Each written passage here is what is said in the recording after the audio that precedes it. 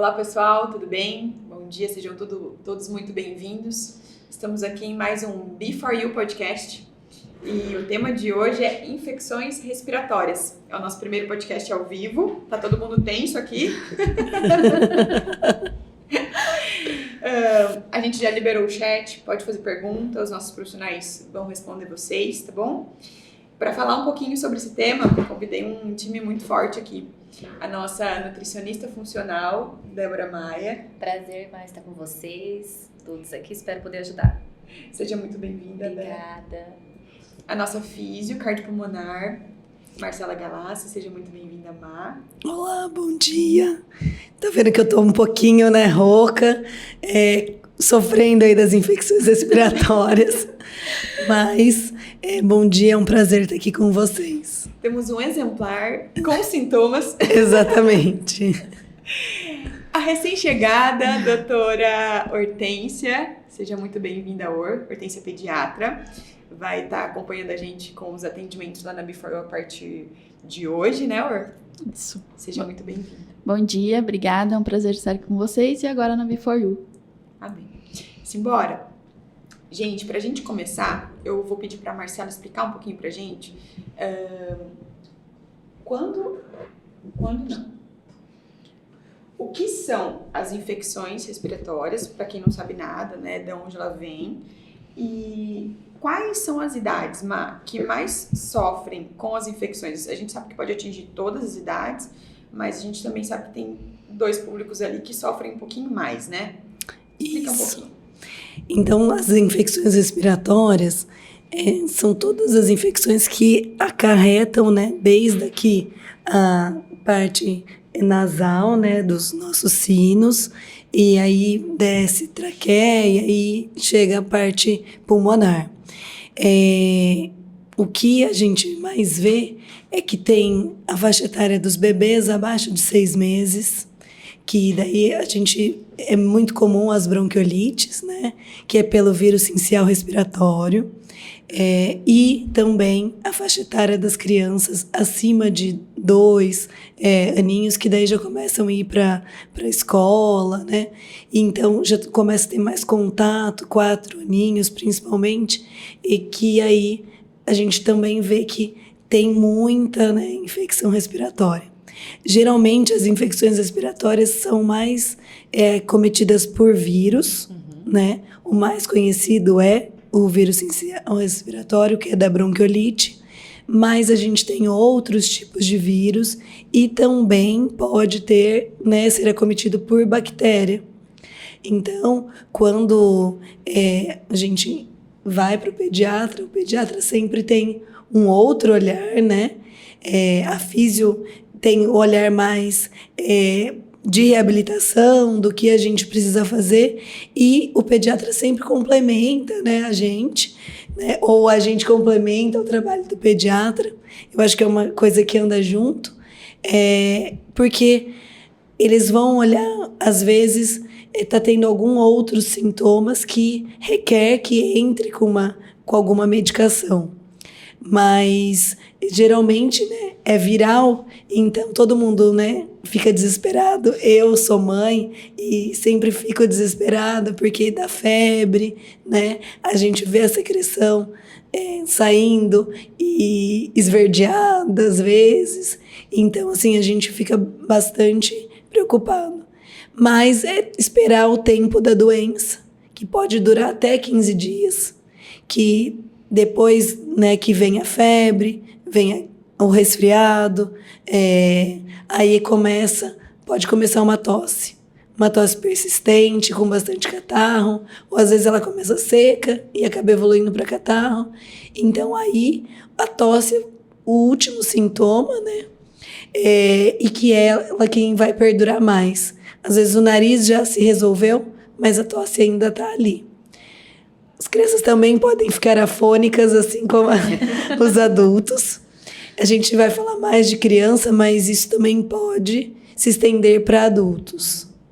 E os idosinhos também, E os idosos também, com certeza.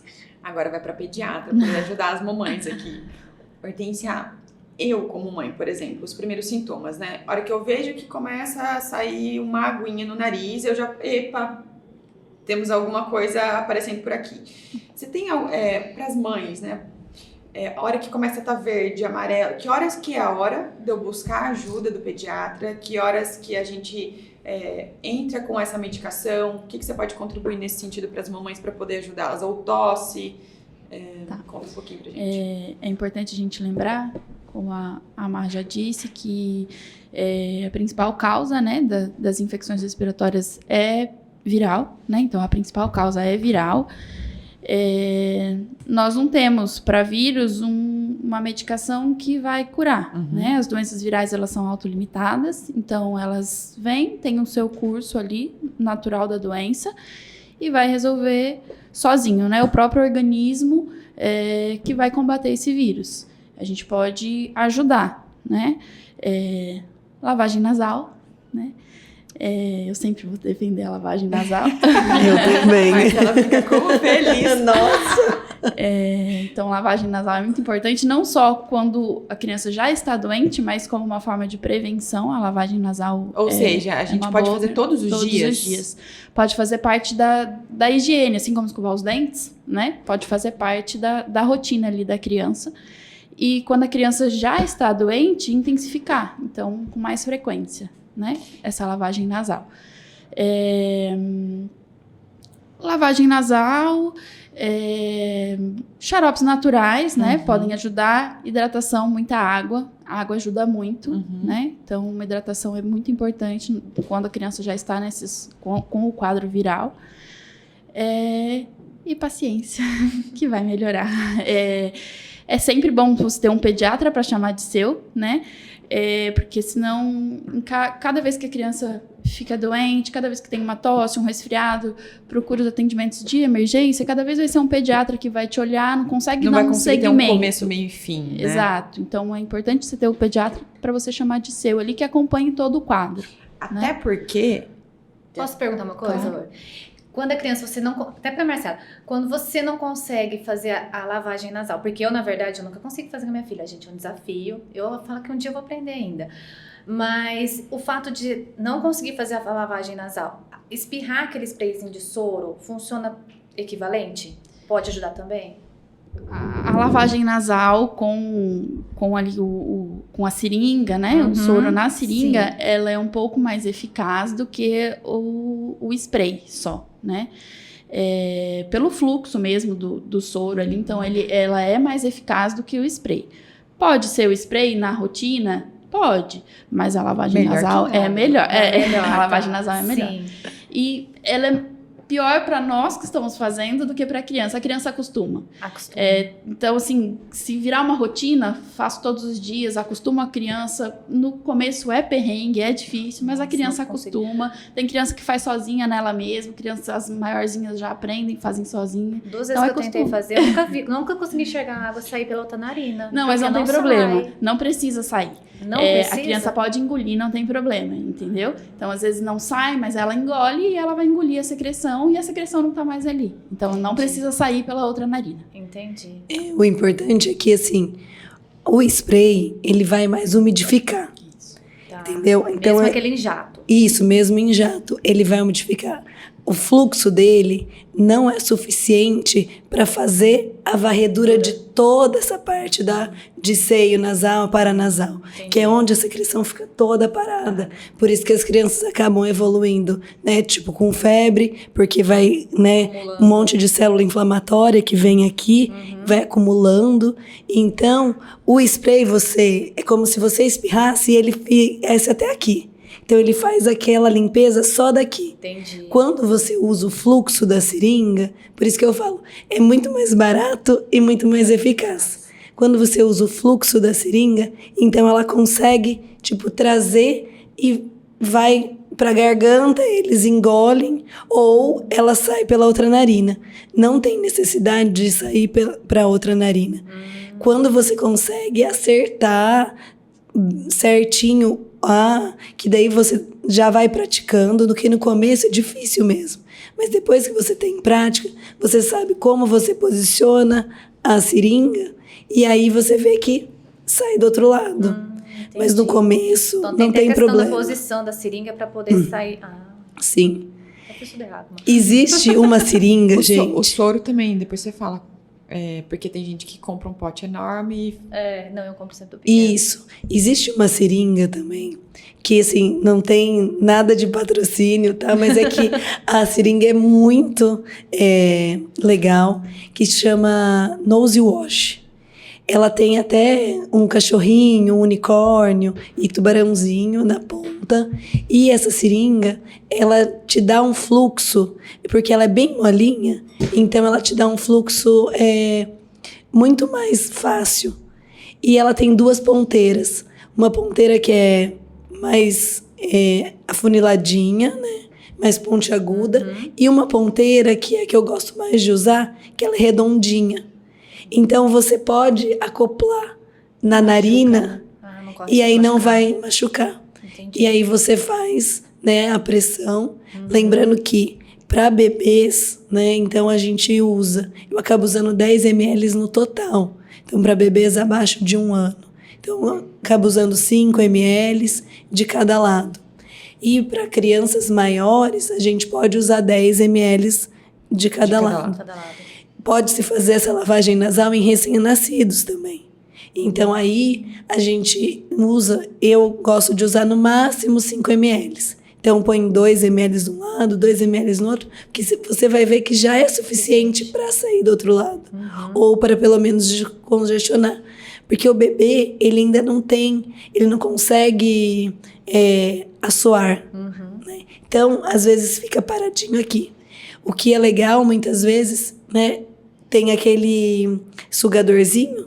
Então, às vezes, você faz a lavagem e se você vê que tá paradinho, você pode usar o sugador para poder dar uma Isso eu tentei aspiradinha. usar já, isso deu certo. Mas a lavagem ainda não, gente. A gente chega lá. Chega, né? Então tá bom. Fala do soro. Tá. É importante o uso do soro. O melhor são os flaconetes, né, de 10 ml, para ele ficar estéreo. Mas quando você está fazendo lavagens, né, muito frequentes, não precisa comprar só o flaconete de 10 ml, porque você vai usar, né? Então, a gente fala que o soro pode ficar aberto durante um dia aí. E aí, como você vai fazer a cada pelo menos 4 horas ou a cada 6 horas, você vai fazer essa lavagem. Então, se você comprar aqueles potinhos menores de 200, 250 ml, eu acho que é o suficiente que dá para você ir lavando. Em casa, como todo mundo lava, eu já compro o potão. Sempre lembrar que depois de aberto, a gente precisa armazenar na geladeira, né? Aí você tira a quantidade que você vai usar um tempo antes, deixa em temperatura ambiente ou um pouquinho morno. Né? Então, ou temperatura ambiente ou um pouquinho morno para usar. Mas sempre armazenar na geladeira. Quanto tempo na geladeira pode ficar? Pode obedecer aquela regra que tá na embalagem? Porque eu já vi um falando que podia ficar até 15 dias na geladeira, pode? Aberto? 24 horas. Teve que eu peguei 15 dias. Por isso que eu falo que é bom comprar aqueles de 250, 300 ml, se é só para criança, ou os flaconetinhos de 10 ml. Agora, quando toda a família já usa, então aí pode ser o maior. Ô meninas, e por que nessa época do ano, que começa a esfriar, todo mundo tem infecção respiratória? Por que é mais propenso nessa época? Primeiro porque essa época de outono e inverno, aumenta a circulação dos vírus, né? Então, lembrar que as doenças virais, elas são sazonais. E em outono e inverno é quando os vírus estão em maior circulação. Nessa época do ano, a gente tende a ficar mais aglomerado em locais mais fechados, por conta do frio mesmo, né? Então, isso também tende a aumentar ali a circulação e aglomeração, né? E no frio... Tudo mais fechado, né? Isso, em locais fechados, né? E no frio, as mucosas ficam mais ressecadas. Não é o frio que causa a infecção, sempre lembrar que é o vírus. Mas o frio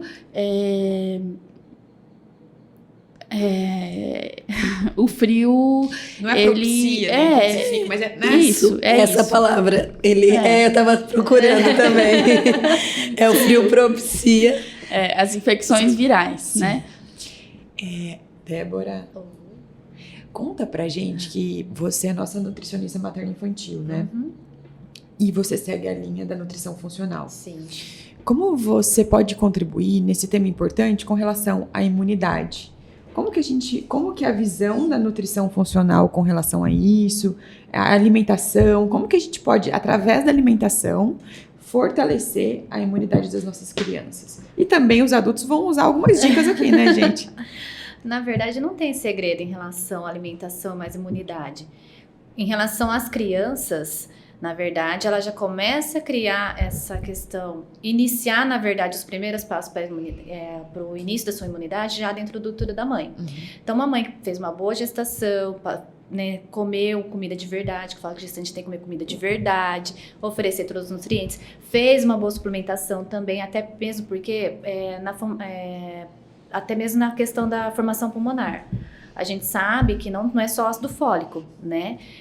Tem outros nutrientes que também são essenciais nessa fase. Isso vai ajudar a fortalecer a imunidade desde que o bebê está na dentro- barriga da mamãe. Isso. A vitamina A, por exemplo, ela atua muito bem na formação do pulmão.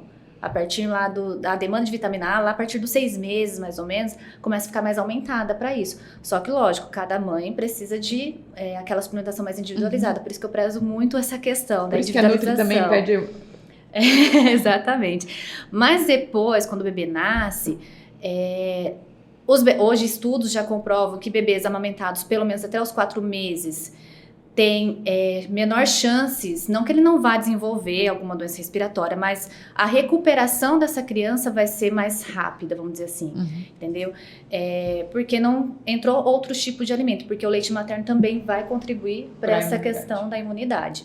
Depois da introdução alimentar, tem os alimentos que são, né, que são principais, vamos dizer assim, principalmente nessa fase que vai entrar o inverno, que a gente entra com uma fase de prevenção. Sabe por quê? Né? Porque tem mamãe que tem que mandar os bebês pra creche ou pra escola, Sim. que já é frio, a escola fechada, um monte de criança. Sim, Então, sim. essa mamãe que tá nos escutando, que ela pode Sim, ser na verdade, atingida com sua informação. Sim, com certeza. Eu falo que as crianças, a gente tem que trabalhar elas antes do inverno, já para preparar elas antes. Vamos dizer que trabalhar Além com a da prevenção. lavagem nasal, além dos cuidados com A higiene. criança, ela precisa ter contato com o meio externo, vamos dizer assim. Contato com outras crianças, pisar na terra, ter contato com a natureza no geral, se expor ao sol, porque o sol vai dar fonte de vitamina D, né? Então, tudo isso vai contribuir para o sistema imunológico dela. Então, ela precisa ter contato, não para ela ter algum vírus, mas pelo menos até um pequeno contato com esses agentes, entendeu? Externos. Que isso também já vai ajudar ela a criar essa imunidade, para quando ela tiver contato, ela conseguir combater, certo? E aí tem os alimentos que a gente fala aqui no inverno, a gente tem que intensificar um pouco mais. Só que a gente tem que oferecer para essa criança no decorrer do dia a dia, não só quando chegar no inverno, que daí você já vai estar preparando a criança para isso. Por exemplo, tem estudos que comprovam que o uso de ômega 3, uma boa suplementação de ômega 3, ou consumir fontes alimentares de ômega 3, que a gente encontra mais em peixes de água salgada, fontes de vitamina D, fontes de vitamina A, fontes de vitamina E, eles previnem ou diminuem aquela intensidade do chiado no peito, entendeu? Que pode causar bronquiolite, enfim, né, que está associado com essas doenças. Vitamina C também, para a imunidade. A gente sabe também que ela tem um quadro muito eficaz. O kiwi, por exemplo, também é riquíssimo em vitamina C e outros nutrientes que também contribuem para essa questão desse chiado, para asma, para desenvolvimento da asma, da bronquite. A vitamina A, zinco e vitamina C, teve um estudo que saiu comprovando a eficácia deles no tratamento da asma, e dessa parte da rinite alérgica também. Então a gente consegue modular todos esses agentes com uma boa alimentação. A gente não precisa necessariamente suplementar, né? Fazer uma suplementação e para dar para a criança, seja xarope ou seja comprimidos, cápsulas, nada. Mas se a criança já vem de uma boa alimentação no decorrer do dia a dia dela, você já consegue prevenir. Vai evitar que ela vá pegar? Não. Não é isso, a minha filha nunca vai ficar doente? Eu pensava assim, gente, sabia?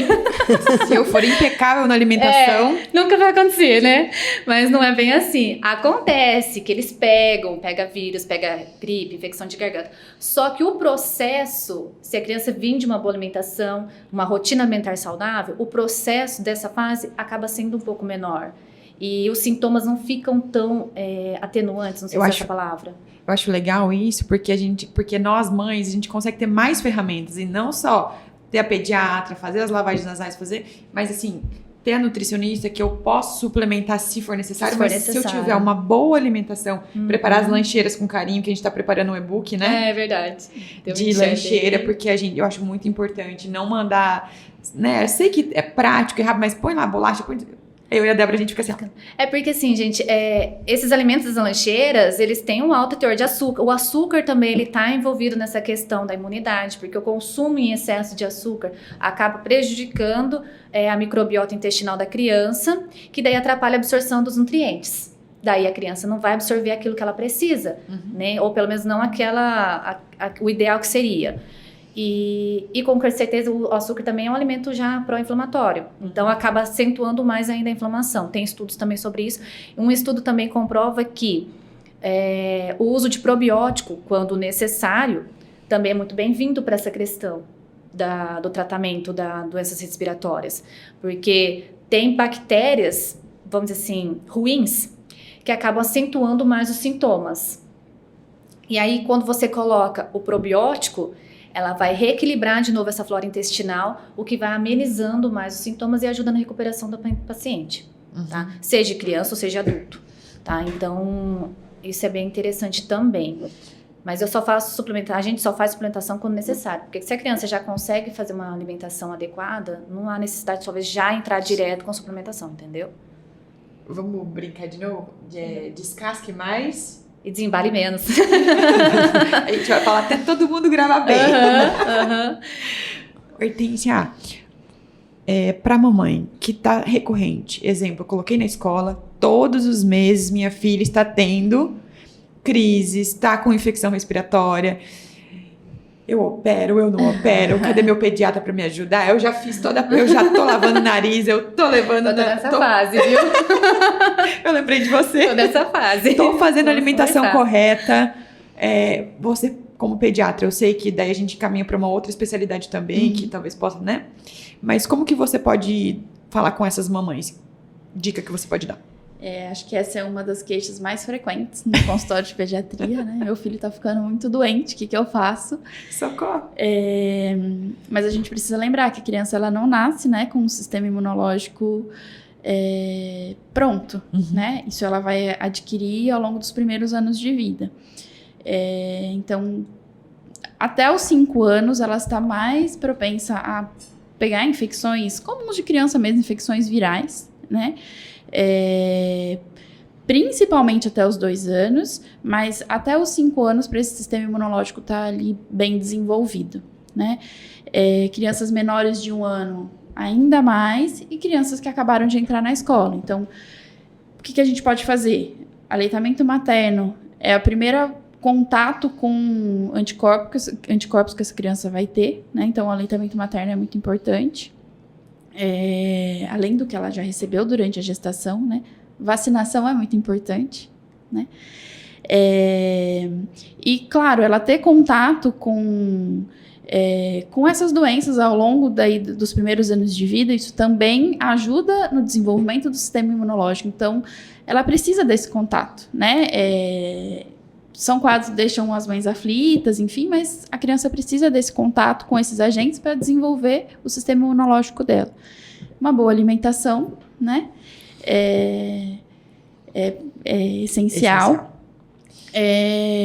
Começou na escola, por que começa a ter mais? Porque aí ela tem contato com outras crianças, com outros vírus, e a gente tem milhares de vírus circulando, né? Criança que está indo na escola, o normal é ter de 8 a 12 infecções virais por ano. Então, assim, se a gente for pensar, é uma por mês, mas se a gente for pensar que pode durar até 20 dias, um quadro de tosse, são 20 dias doente, 10 dias bom, né? E aí, logo em seguida, vem outra. Então, é uma atrás da outra mesmo. Tem que ter paciência. Então eu não vou colocar meu filho na escola. Não, de maneira alguma, precisa, né? A criança precisa desse contato com outras crianças, exato. Para o desenvolvimento dela, então é risco-benefício, né? Ela precisa ir para a escola, ela precisa ter contato com a natureza, vitamina N, que a gente chama, precisa ter contato com a terra, com animais, tudo isso ajuda no desenvolvimento do sistema imunológico. Então, jamais criar a criança dentro de uma bolha, né? Não, isso só vai atrapalhar. Desinfeta tudo, passa álcool em tudo. Ela precisa desse contato com outras crianças, com os vírus mesmo, para esse desenvolvimento. Então, eu acho o recorde esse começo de mês, sabia? A Má sabe. Eu acho gostoso isso, porque só complementa, né, tudo que a gente falou. Sim. Então, olha que delícia esse trabalho interdisciplinar, né? Isso agora, é muito importante. Agora a gente vai roubar um pouquinho a Marcela junto. A fisiocardiopulmonar, o pediatra precisa indicar ou não? A Má também vai poder contribuir, entrar nisso juntas. Em que momento que a mãe pode observar alguns sinais já na criança e já pode falar, não, poxa, peraí, deixa eu fazer uma consulta para ter esses cuidados. Tem tarefa de casa para fazer, além da lavagem nasal? Em que caso? Conta um pouquinho vocês duas pra gente da visão de vocês nesse sentido para ajudar. A fisioterapia é uma profissão que não é de primeiro contato, né? Então, assim, a gente não precisa dar indicação médica para que você traga seu filho até a fisioterapia. Então, não preciso, eu vou ter que ir no pediatra para daí levar na fisioterapia. Esse mês eu fui na pediatra, tá tudo ok, fiz tudo que ela me pediu, mas continuo ainda. Deixa eu buscar a ajuda talvez da fisiocardiopulmonar para poder me dar algumas dicas a mais, né, tarefa de casa. Exatamente. Então, assim, não precisa. Às vezes, você foi na consulta do pediatra e tava tudo bem, e aí você fala, eu vou ter que marcar de novo para ir pra físio. Não, você pode vir, e aí a gente já vai, né, fazer um trabalho de reabilitação. A gente tem as manobras que a gente consegue fazer, que a gente consegue até ensinar as mamães para fazerem em casa. A gente pode até preparar um conteúdo sobre isso. De lavagem nasal. A gente já tem lavagem nasal, Débora, você sabe. E aí a gente ensina, né, durante a consulta, é muito bate-papo. Eu vou ensinar bastante, assim, inclusive dá para até fazer consultas online, né, para poder mostrar para as mamães como é que faz a lavagem nasal, porque tem muita gente que tem medo, né, de fazer a lavagem nasal. A gente usa, né, de alguns posicionamentos que fica mais fácil, né, de deixar a cabecinha virada para um lado, para poder auxiliar e ajudar aí as mamães. Eu sempre falo que a presença do pai e da mãe, quando possível, importante, né? É importante na hora, mas a gente tem que ter muita paciência e transformar a lavagem nasal como uma rotina, né? Se virou uma rotina, a criança vai. E dar exemplo, né? Lembrar que a criança, ela aprende com exemplo, né? Então, sempre os pais fazerem para a criança também ter uma segurança também, né? Sim, exatamente. Então, assim, é interessante. Eu costumo dizer que, às vezes, chegam crianças muito graves, com alguns sinais de desconforto respiratório. Isso, é isso que eu ia te perguntar. E outra coisa também, lembra esses dias que ligaram na clínica? O médico mandou fazer 10 sessões. Eu falei, olha, vem a primeira, vamos ver o que a Marcela... Deixa a Marcela avaliar, ver. E não precisou. Exatamente. Então, mas pode continuar, só para você não esquecer de falar também sobre isso. E então, às vezes a criança está muito grave, com desconforto respiratório, já está caindo a saturação, e aí a fisio não vai fazer milagre. Então a gente já tem que entrar em contato com o pediatra, para o pediatra estar junto, vir avaliar, e se necessário, a gente vai, né, precisar internar essa criança, né? Vai precisar usar de outras ferramentas.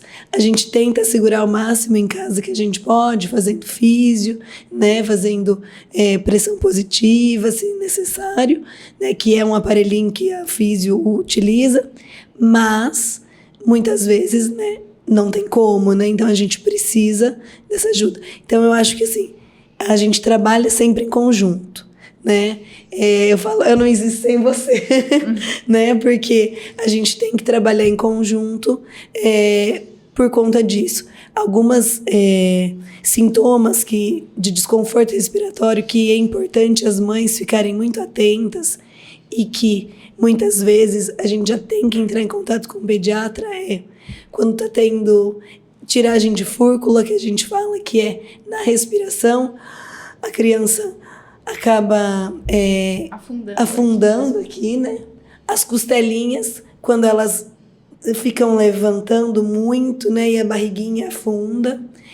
Quando tem batimento de asa de nariz, que parece que o narizinho fica abrindo e fechando.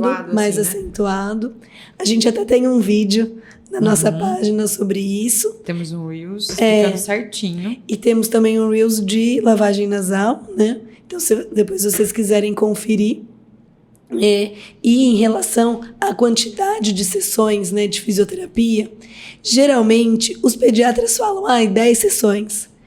Porque é um número cabalístico, vamos dizer assim. Pode ser mais? Pode, se a criança está muito, né, comprometida, ou a gente tem que fazer um tratamento, né?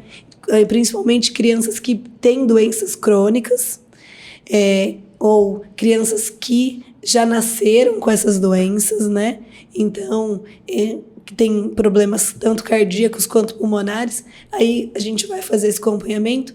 Mas, nesse caso específico das infecções respiratórias, muitas vezes, com 3, 4 sessões, a gente acaba sanando tudo, né?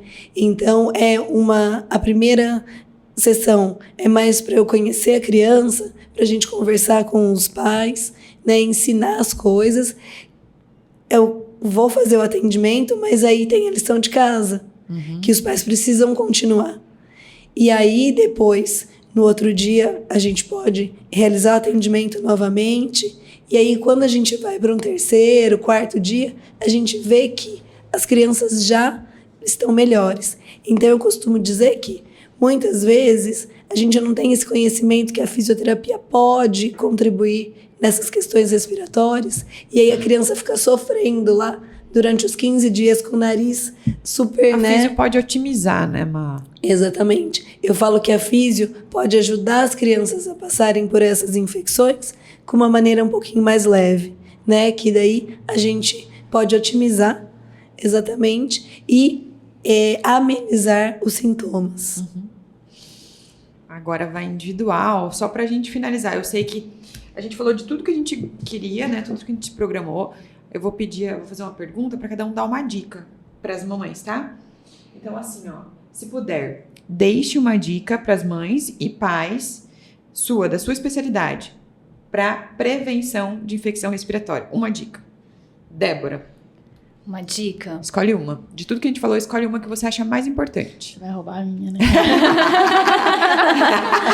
Bom, comer comida de verdade e evitar os industrializados. Tá bom, vocês duas podem ser juntas.